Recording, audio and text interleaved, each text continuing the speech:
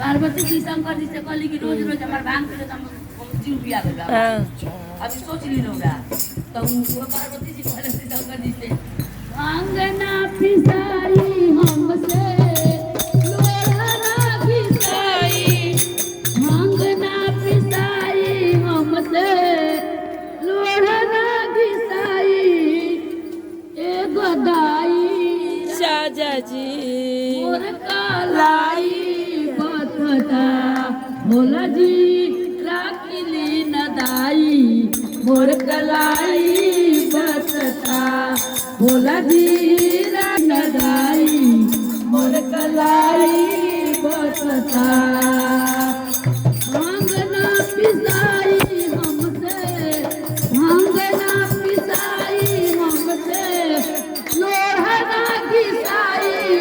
मोर कलाई बतता मोर कलाई बतता भोला जी राखिली नदाई मोर कलाई बतता भोला जी राखिली नदाई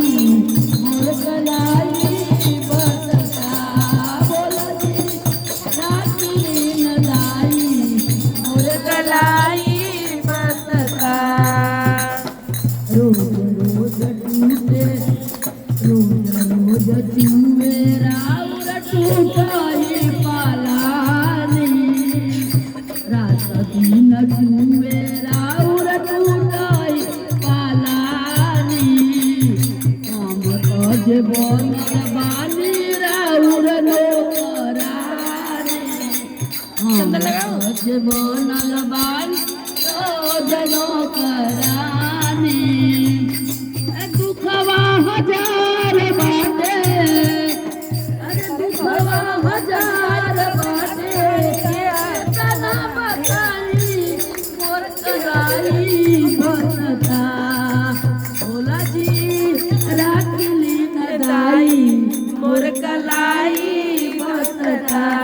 भोला जी राखिली नदाई मोर कलाई बतता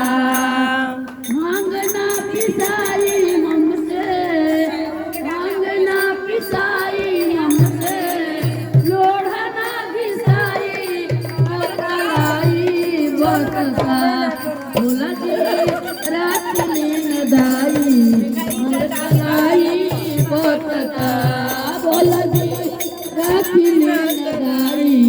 मोर कलाई बतता रौरा से बियाह भइल बानी तंग जी रौरा से बियाह भइल बानी तंग जी रौरा त भान पी के भइल बानी मतंग जी रौरा त भान पी के रहिले मतंग जी अरे कार्तिक गणेश दुनो कार्तिक गणेश दुनो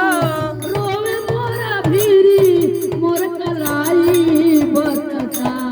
भोला जी राखिली नदाई मोर कलाई बतता भोला जी राखिली नदाई चल मोर कलाई बतता मांग ना पिसाई हमसे